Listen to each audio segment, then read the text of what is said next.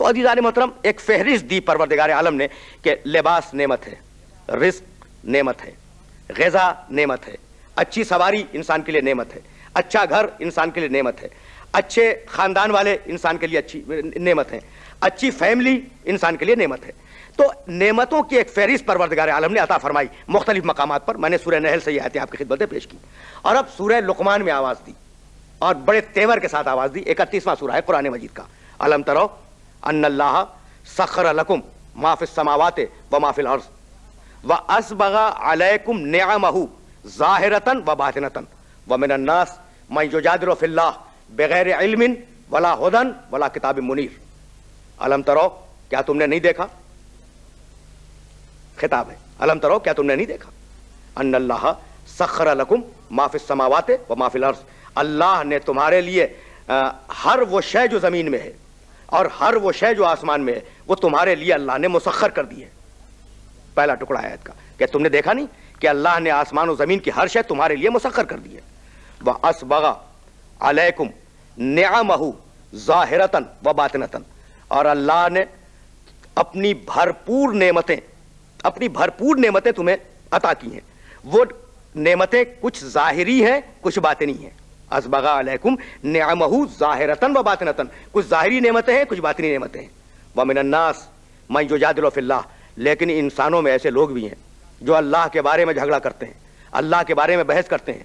ومن الناس من یجادل فی اللہ بغیر علم نہیں ہے ان کے پاس، ولا ہدی، ان کے پاس ہدایت نہیں ہے، ولا کتاب منیر، ان کے پاس کتاب منیر نہیں ہے، اور پھر یہ اللہ پہ بحث کرنے کو تیار ہیں۔ تو اصول دے دیا کہ جو صاحب علم ہو اسے خدا کے بارے میں گفتگو کا حق ہے، جو صاحب ہدایت ہو اسے خدا کے بارے میں گفتگو کرنے کا حق ہے، جو صاحب کتاب منیر ہو وہ اللہ کے بارے میں بات کرے، بغیر علم کے کسی کو بات کرنے کی اجازت نہیں دی گئی۔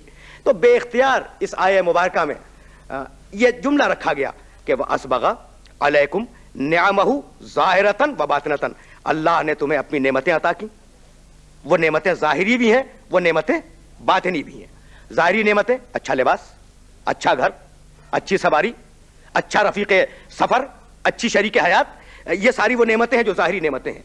باطنی نعمتیں تعقل، ادراک، تفکر، ایمان، معرفت، یہ ساری وہ نعمتیں ہیں جو باطنی نعمتیں ہیں۔ تو میرے اس جملے کو میرے سارے سننے والے ہمیشہ کے لیے محفوظ کریں کہ نعمتوں کی دو قسمیں ہیں۔ کچھ وہ نعمتیں ہیں جو فانی ہیں اور کچھ وہ نعمتیں ہیں جو جاویدانی ہیں۔ میں ان کا فرق عرض کر دوں۔ آپ کو پیاس لگی، تپتے ہوئے ریگستان میں اگر کسی مسافر کو پیاس لگ جائے تو اس کے لیے سب سے بڑی نعمت ہے ایک کوزہ آب، پانی کا ایک کوزہ، اس کے لیے سب سے بڑی نعمت ہے۔ اور جب وہ پانی پی لے تو وہ نعمت ختم ہو گئی یا نہیں ہو گئی؟ فانی نعمت۔ عمر انسان کے لیے بہت بڑی نعمت ہے، لیکن ایک نہ ایک دن ختم تو ہو جائے گی نا۔ گھر انسان کے لیے بہت بڑی نعمت ہے، لیکن گھر بھی تو بوسیدہ ہو جاتے ہیں نا، ختم بھی ہو جاتے ہیں، تباہ بھی ہو جاتے ہیں۔ دولت انسان کے لیے بڑی نعمت ہے، دولت ختم بھی ہو جاتی ہے۔ تو دنیا کی کوئی نعمت ایسی نہیں ہے جو فنا پذیر نہ ہو، جو زوال پذیر نہ ہو۔ تو ساری نعمتیں جو اس دنیا میں ہیں وہ فنا ہونے والی نعمتیں ہیں، اور آخرت میں جو نعمتیں ملنے والی ہیں وہ جاویدانی ہیں، وہ ہمیشہ رہنے والی نعمتیں ہیں، وہ فنا ناپذیر نعمتیں ہیں، انہیں زوال نہیں ہے اور وہ کبھی ختم ہونے والی نہیں ہیں۔ تو اب نعمتوں کی دو قسمیں، ایک فنا ہونے والی نعمت، دوسری فنا نہ ہونے والی نعمت۔ تو اگر تمہیں فنا نہ ہونے والی نعمت کی تمنا ہے تو عمل صالح کرو۔ بے توجہ رکھیے گا، اگر فنا نہ ہونے والی نعمت کی تمنا ہے تو عمل صالح کرو، اس لیے کہ اس دنیا کی جو نعمتیں ہیں وہ ایک نہ ایک دن فنا ہو جائیں گی، اور آخرت میں جو ہم نعمتیں دیں گے ما عندکم ینفد، تمہارے پاس جو یہاں ہے وہ فنا ہو جائے گا، وما عند اللہ باق، اور جو اللہ کے پاس ہے وہ باقی رہنے والی شے ہے۔ تو اگر ہمیشہ کی رہنے والی نعمت چاہیے عمل صالح کرو، تو عمل صالح بھی تو نعمت ہوا نا۔ نعمت ملنے کا جو ذریعہ ہوگا وہ بھی تو نعمت ہوگا نا۔ وہ نعمت چاہیے عمل صالح کرو، اس کا مطلب یہ کہ عمل صالح نعمت۔ عمل صالح اس وقت تک نہیں مل سکتا جب تک کہ انسان کو ہدایت نہ ملے، اس لیے ہدایت نعمت، اور ہدایت اس وقت تک نہیں مل سکتی جب تک کہ ہادی نہ آئے، اس لیے ہادی نعمت۔ یہ ہے سیکوینس گفتگو کا کہ اگر تمہیں آخرت کی نعمتیں چاہیے عمل صالح کرو، عمل صالح نعمت ہے۔ اگر عمل صالح لینا ہے ہدایت تک جاؤ، ہدایت نعمت ہے، اور ہدایت نہیں ملے گی جب تک کہ ہادی تمہارے پاس نہ آئے، اس لیے ہادی نعمت ہے۔ اور اب قرآن نے پھر آگے بڑھ کے آواز دی وَمَا بِكُم مِّن نِعْمَةٍ فَمِنَ اللَّهِ، سنو تمہارے پاس جتنی بھی نعمتیں آئی ہیں وہ ساری کی ساری اللہ کی طرف سے آئی ہیں. تو اگر ہادی نعمت ہے تو اللہ ہی کی طرف سے آئے گا. ذاتی طور پہ اگر کوئی شخص ادعائے ہدایت کرے تو وہ ہادی نہیں بن سکتا. اطمینان کا تعلق گھر سے ہے. یعنی اس بستی میں رہنے والے اپنے معاشرے میں بھی امن رکھتے تھے, اپنے گھر میں بھی اطمینان رکھتے تھے. یاتیہا رزقہا رغدن من کل مکان, اور ہر علاقے سے رزق کھنچ کر ان کی بستی میں آ رہا تھا. فکفرت بانعم اللہ, تو اس بستی کے رہنے والوں نے اللہ کی نعمتوں کا کفران کیا.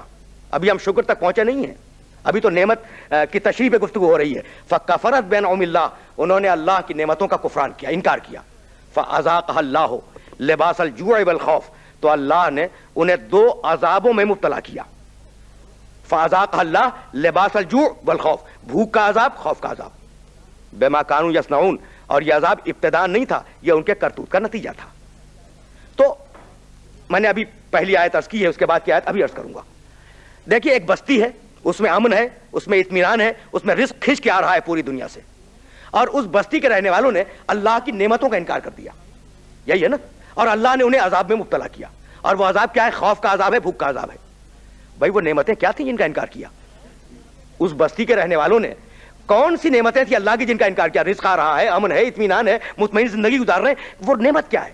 اس کے فوراً بعد کی آیت ہے, یعنی یہ ہے 112ویں آیت اور اب 113ویں آیت. وَلَقَدْ جَاءَهُمْ رَسُولٌ مِّنْهُمْ, بھائی وہ نعمت یہ تھی کہ ہم نے ان کے پاس ایک رسول بھیج دیا.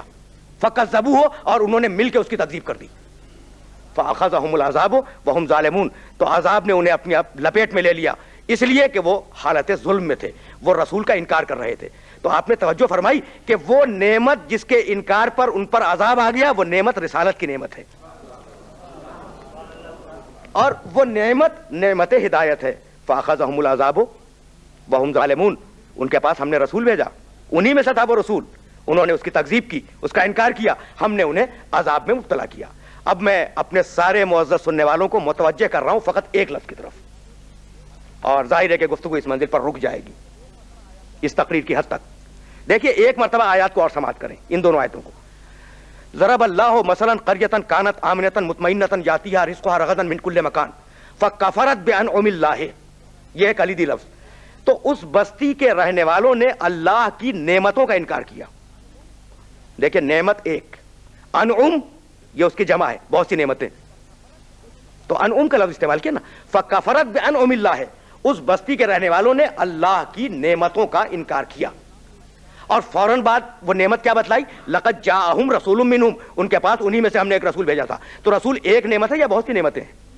بھائی رسول تو ایک نعمت ہے نا, رسول ایک نعمت ہے, اور آیت کہہ رہی ہے کہ انہوں نے نعمتوں کا انکار کیا. تو خبردار رسول کو کبھی ایک نعمت نہ سمجھنا, رسول نعمتوں کا مجسمہ ہے, اس کا وجود نعمت ہے, اس کا بولنا نعمت ہے, اس کا چپ رہنا نعمت ہے, اس کا کھڑا ہو جانا نعمت ہے, اس کا بیٹھ جانا نعمت ہے, اس کا حکم دینا نعمت ہے, اس کا کسی چیز سے منع کر دینا نعمت ہے. وآخر دعوانا ان الحمد للہ رب العالمین.